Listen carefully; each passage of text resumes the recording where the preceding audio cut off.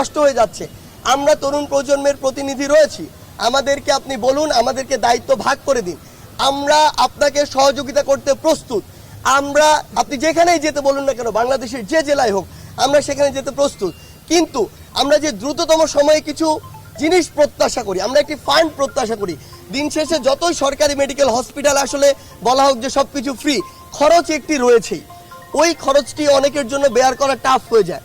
আবার অনেকের উপার্জনক্ষম যে ব্যক্তিগুলো, তারা যখন হসপিটালে থাকে তাদের পরিবার তো চলতে হয়।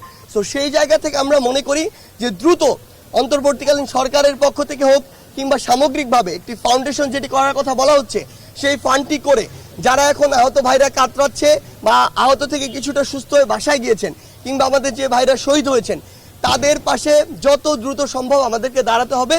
সেই কাজটি দ্রুততম সময় করার আহ্বান জানাচ্ছি। কথা বলেছি, তাদের জায়গা থেকে যে মেসেজটি এসেছে যে সেই 18